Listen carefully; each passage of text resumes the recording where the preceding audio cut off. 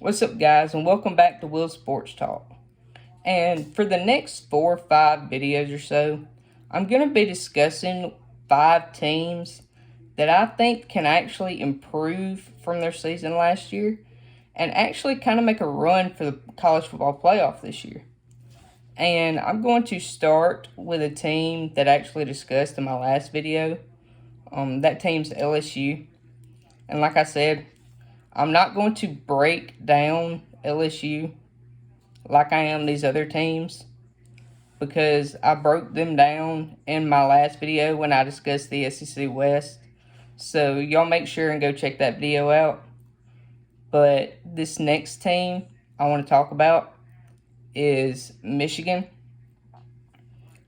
Michigan, they went 13-1 last year. They actually made the college football playoff, but they did lose in a shocker, a major upset to TCU in the semis. But going into this year, they actually have 13 returning starters.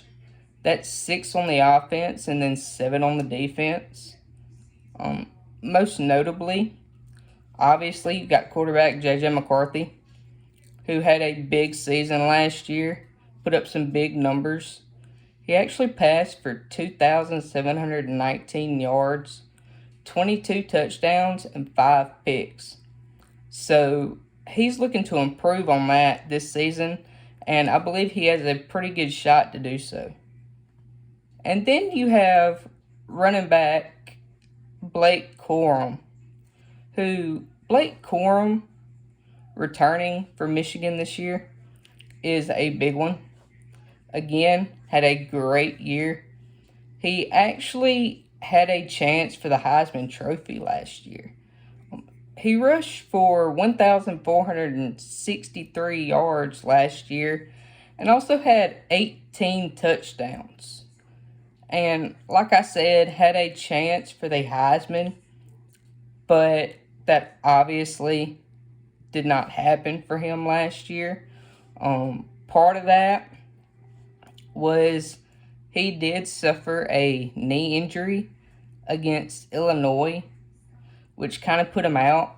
And then he re-aggravated that injury against Ohio State, which kind of put him out for the rest of the season. So because of that injury, he was not able to go to New York. But I believe if Blake Corum stays healthy this year and puts up the numbers he did last year, he can very easily be in New York for that Heisman Trophy. Maybe win it, because he's really good. He's a very good running back. One thing about Michigan is they currently have the 17th ranked recruiting class in the country this year, and that includes 11 4-stars. Their offensive line this year is expected to be one of the strongest offensive lines in the country.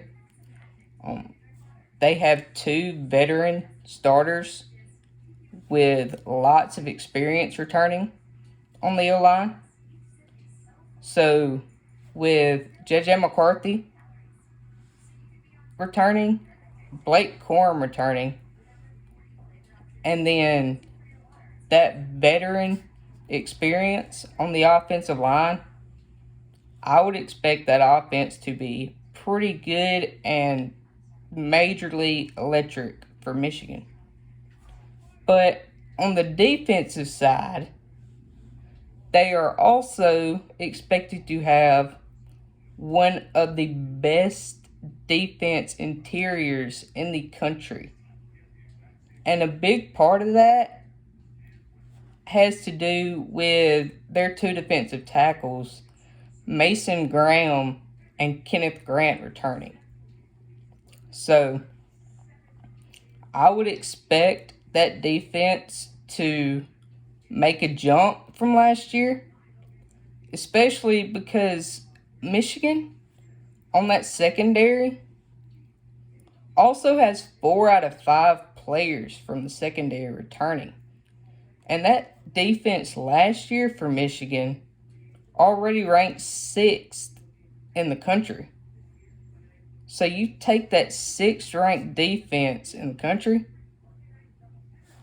and you have 4 out of 5 players from the secondary returning, plus the 2 best, or possibly the 2 best defensive tackles in Mason Graham and Kenneth Grant, returning. That defense could be maybe top 2, top 3 in the country. So I expect Michigan to... I don't think they're going anywhere this year or in the next few years. Jim Harbaugh, he's gotten to where he recruits really well. They've already gotten over that Ohio State hump, beating them 2 years in a row.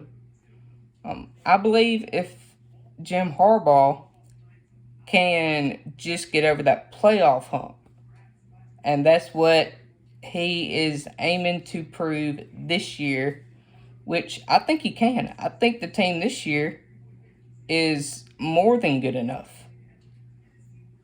But I'm going to kind of break down their schedule, just kind of give you an idea of where I think Michigan is. I'm going to start their first game. Their first 4 games are pretty easy. They open the season against East Carolina. That's a win. Then they have UNLV. That's going to be a win. Bowling Green. That's an easy win. Then they go into conference play. And they have Rutgers. Rutgers is an improved team from last year, but I still expect them to cruise in that game. Then they go on the road on September 30th and play Nebraska. Now, Nebraska's a tricky one because, they got Matt Rule over from the Panthers in the NFL. He's coming in to be head coach. He is replacing Scott Frost. So I believe Matt Rule's a very good coach. I believe Nebraska can be competitive in this game, for late in the game at least. But I do expect Penn State to eventually, it might be a fourth quarter kind of deal, but I do expect them to kind of run away and stretch the game out and get a 2-3 touchdown win. Then they go on to Minnesota. They go on the road to Minnesota. I think they get that. Then they go to Indiana. Again, Indiana, an improved team with Greg Schiano as head coach. I think they pull that one out. Then they go to Michigan State, and as you know, Michigan State has Mel Tucker. Michigan State kind of had a down year last year. From Michigan State, I would probably expect maybe a little bit of an improvement from last year. I still expect Michigan to come away with that game. Then they go into the bye week, October 28th. Then after the bye week, on November 4th, they play Purdue at home. And Purdue is actually losing their quarterback, Aiden O'Connell, who got drafted to the Raiders. So, with that quarterback change and them being kind of kind of iffy. I mean, they weren't bad last year. But that kind of goes again to the Nebraska game. I kind of expect a close game, maybe into halftime of that game. But after half, I expect Michigan to roll and get like a 10-point, 2-touchdown victory. And then they go on the road to Penn State. And this is actually where I have Michigan dropping their first game. Happy Valley is a tough place to play. And even though Penn State is losing their quarterback this year,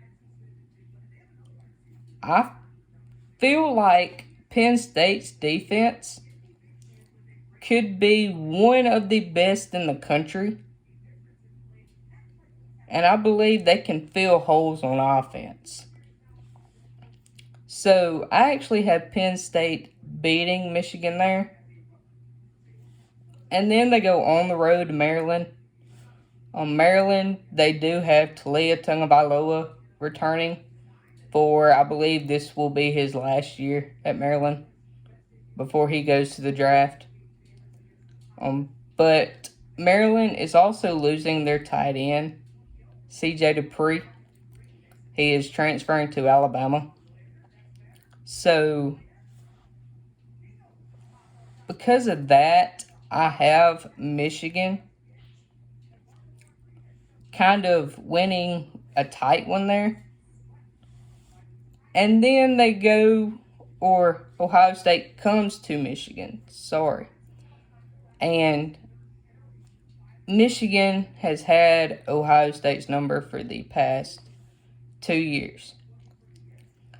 And one thing about Michigan, like I mentioned earlier, they have their starting quarterback returning, a Heisman front runner at running back returning. They're going to have one of the best O-lines in the country. Their defense might be top 5 in the country. And Ohio State is losing their quarterback, C.J. Stroud, to the draft. And some also good players there. Some wide receivers. They're losing a few on defense. So I actually expect Michigan to beat Ohio State for the 3rd year in a row.